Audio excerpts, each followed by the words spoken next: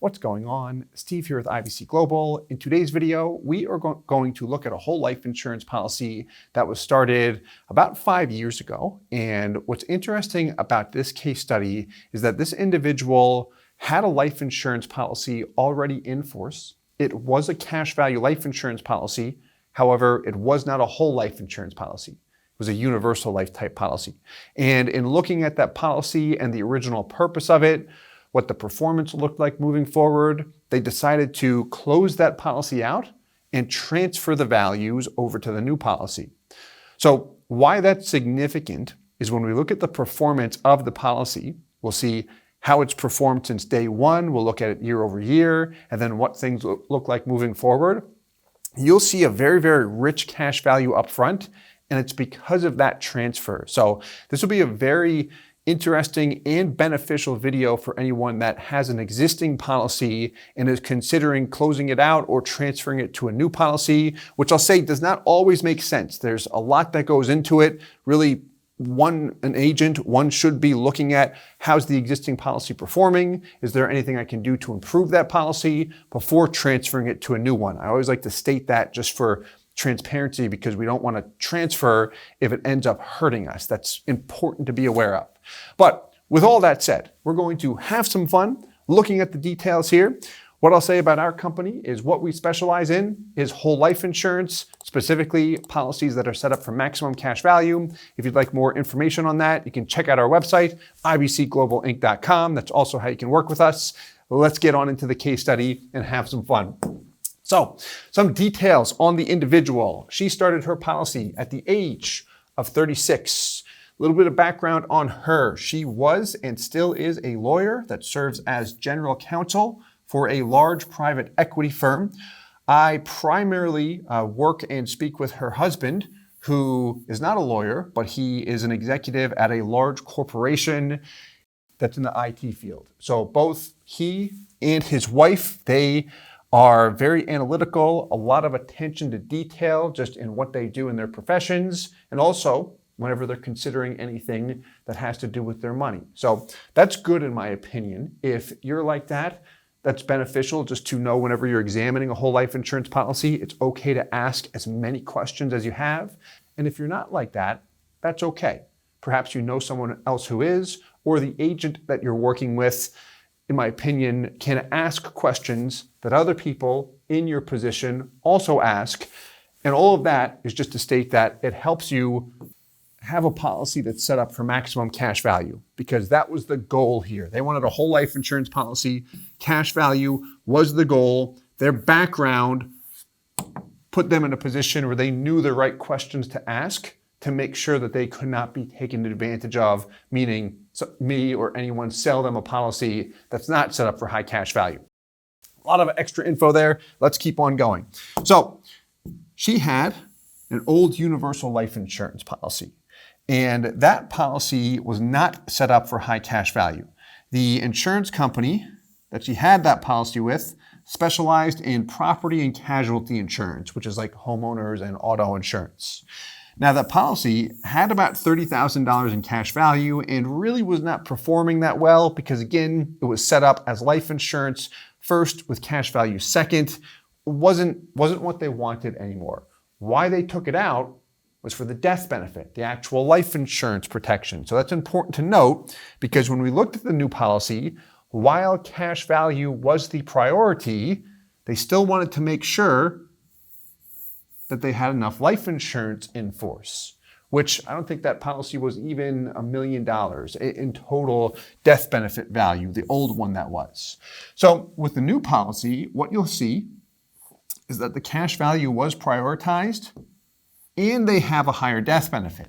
So this is a case where it's a win-win in my opinion for her because she's able to get a policy that's maximized for cash value while still having the high death benefit that she's interested in. So the policy setup was something like this. The minimum commitment here, as far as how much she is billed for each year, is $7,000. So if she wanted to take the approach where she just paid $7,000 every year, has a death benefit, oh, and by the way, the cash value builds up, she could do that, and that would be very similar to the first policy she had and that particular approach. However, that's not what she did. She had a target amount of about $70,000. That's per year. You'll see she actually ended up paying more than that each year. But this is good to mention because when you're looking at a whole life insurance policy, a lot of people don't know you can do this. You can set it up where you can commit to a minimum amount. This is your premium in most cases. Typically, this builds very little to no cash value in the early years and then eventually builds up. If you've ever seen a life insurance illustration for a whole life insurance policy, that was just a traditional, here's a death benefit, here's a premium, cash value eventually builds up. That's an illustration that's showing only the minimum premium every year. If you've got extra money going in, so everything above the 7K, that's going toward your PUA, which stands for paid up additions rider. This is how you maximize the cash value. So the name of the game here is to reduce the premium as low as we legally can per the IRS and the insurance company limits, and then maximize the PUA rider, which maximizes the cash value. So let's take a look here. The reasoning, by the way, for putting $70,000 per year into the policy is they wanted to move excess cash that would normally be in the bank, not earning much for them, into a policy. They're interested in the safety, liquidity, and also tax benefits of the cash value. So here's what we've got. Going back to 2019, she was 36 years old at the time. What do we see here? First year, her age at the time, and that was in 2019. 1035 exchange. Here was the exact dollar amount that came from the other company. So it was about $32,000. Then we've got annual funding. This is how much she paid out of pocket, $74,500. Okay, that's just about up to our MEC limit.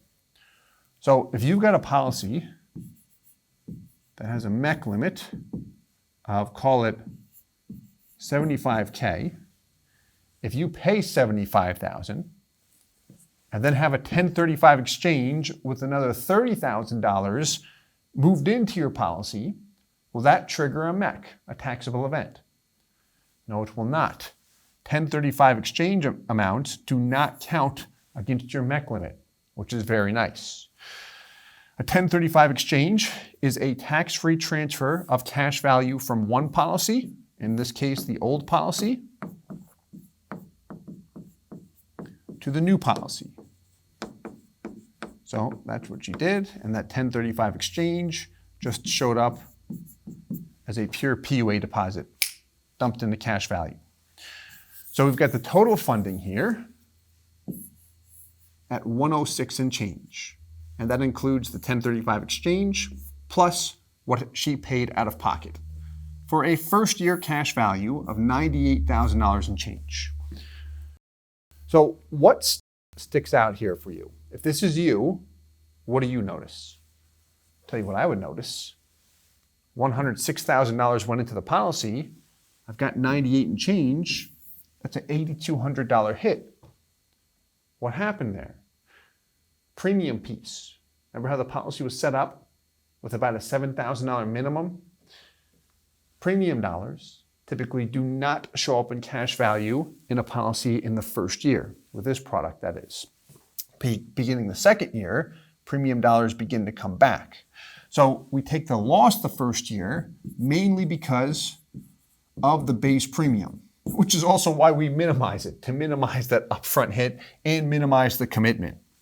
So looking at this, we see the next year, she paid in $71,000. Now look at this. If we look at the cash value from year 1 to 2, what happens is she gets her $71K back plus another $31.43 that year. So you get your money back and a little bit more on top of it. The next year, year 3, she max funded at $77,000. That's higher than the MEC limit. How did she do that? The year before, she paid in $71,000. Any unused MEC space rolls over year to year. So for example, if year 2, your MEC limit is $75K, you pay in 71. That means you could have paid in another $4,000.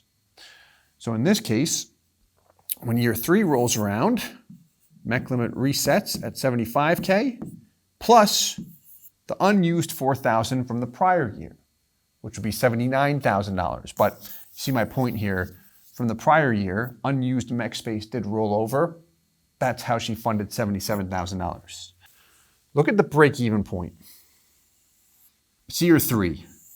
Technically, it's short by 20 bucks. I highlighted in yellow because year 3 is very attractive, and 20 bucks when you've got a quarter million going in. I'm like, all right, that's close enough in this particular case.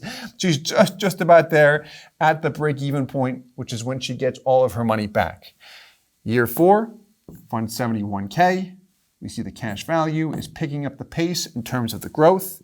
Year 5, 76 goes in. There's the total cash value, 422 and change. Growth that year, 11,600. Total gain, 20,570.